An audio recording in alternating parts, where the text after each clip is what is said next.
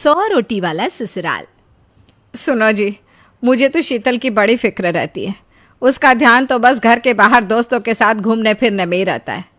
उसे कुछ बोलो तो एक नहीं सुनती। मैं तो कहती हूँ इसकी जल्दी शादी वादी करवा दो, वरना लड़की हाथ से निकल जाएगी। तुमसे ज़्यादा चिंता है मुझे शीतल की शादी की। कल ही वो रामपुर वाले मौसा जी को फ़ोन भी किया था। बता रहे थे एक लड़का है नज़र में। उनका अपना घर है और लड़का भी अच्छा है। अरे तो फिर बस बात चलाओ ना, एक बार देखे तो सही लड़का और घर बार कैसा है। कौन से लड़की की बात चल रही है यहाँ? तुम्हारी शादी की बात चल रही है बेटी। अब तुम्हारी शादी की उम्र हो रही है तो लड़का तो देखना पड़ेगा ना। उफ़ो, मुझे अभी नहीं करनी शादी वादी। ये तो मेरे खेलने कूदने के दिन है। बहुत खेल कूद ली तुम। अब घर के काम धाम सीखने की कोशिश करो, समझी? ससुराल जाकर हमारी नाक मत कटवा देना। सब्जी काटनी तो आती नहीं इसको, तो नाक ही कटवाएगी। अरे मैं इसे शादी तक अच्छे से सब सिखा दूंगी। आप तो बस उस लड़के से इसकी शादी के बाद चलवाओ। कुछ दिनों बाद कुणाल और उसकी माँ शीतल को देखने घर आते हैं। कुणाल दिखने में बड़ा ही स्मार्ट होता है। शीतल तो उसे देखती ही रह जाती है। देखो जी, हमारी कोई डिमांड तो है नहीं, बस हम चाहते हैं कि लड़की घरेलू हो, घर के सारे कामकाज संभाल ले। अब आपके परिवार में तो बस 3 ही लोग हैं, पर हमारा तो खूब भरा पूरा परिवार है। बाकी हमें लड़की के घूमने फिरने दोस्तों से मिलने से कोई दिक्कत नहीं है। घर का काम करने के बाद जो चाहे सो करे। अरे वाह, ये तो इतने बढ़िया लोग हैं। लड़का भी इतना स्मार्ट है और ऊपर से इन्हें मेरे घूमने फिरने से भी कोई दिक्कत नहीं है। हे भगवान, तूने तो बिना मांगे ही मुझे सब दे दिया। बताओ जी, और क्या चाहिए हमें? हमारी तरफ से तो रिश्ता पक्का है जी। बस फिर तो हंसी खुशी शीतल और कुणाल की शादी हो जाती है।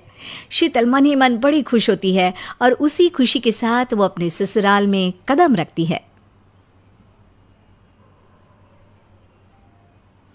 आओ बहू, तुम्हारा अपने ससुराल में स्वागत है। ये मिलो अपने परिवार से। ये तुम्हारे ससुर जी, तुम्हारी ननद सुनीता और गीता, सुनीता के पति राजेश और उनके 2 बच्चे राजू और चिंटू। ये ना हमारे साथ यहीं रहते हैं। ये तुम्हारी दादी सास हैं और बाकी लोग अभी बाहर गए हुए हैं। इतने सारे लोग, ये सब यहीं रहते हैं इस घर में? अरे अभी तो मेरे देवर देवरानी और उनके 3 बच्चे यहाँ नहीं है। उसके मायके में भी शादी थी ना, तो बस वहीं गई है। कल तक आ जाएंगे। हे भगवान, ये घर है या धर्मशाला? ये सब एक साथ इस घर में कैसे रहते हैं? मुझे तो पता ही नहीं था इनका इतना बड़ा परिवार है। अब समझी कि कोई डिमांड क्यों नहीं की इन्होंने। ये सब चाल चले मेरे साथ।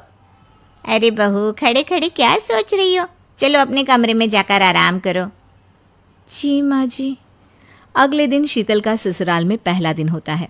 शीतल रसोई में जाकर सबके लिए खीर बनाने लगती है। तभी उसकी ननद सुनीता आती है। अरे वाह भाभी, आज क्या बना रही हो? बस दीदी, आज वो पहली रसोई है ना, तो खीर बना रही थी। अरे भाभी, ये खीर वीर रहने दो। घर में 4 लोगों को शुगर है और कुछ लोग मीठा ही नहीं खाते। आप ना सीधा खाना ही बना दो।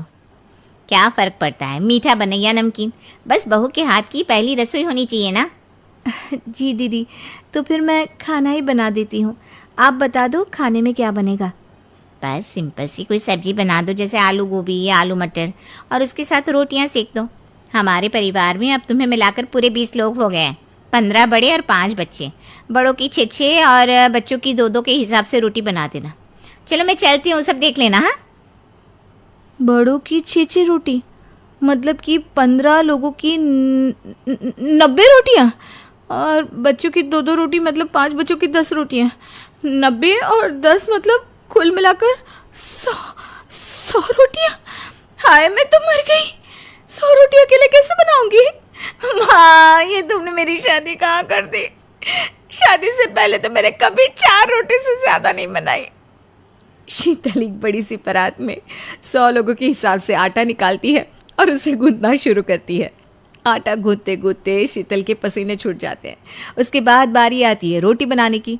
शीतल एक एक करके रोटी बनाना शुरू करती है और 10 रोटी बनाते ही अपनी कमर पकड़ लेती है। हाय, मैं मर गई। मेरी कमर टूट गई खड़े खड़े, और ऊपर से इतनी गर्मी। मैं 100 रोटियाँ कैसे बनाऊंगी? अरे भाभी, सब बाहर रोटियों का इंतजार कर रहे हैं, जरा जल्दी जल्दी रोटी सेक दो।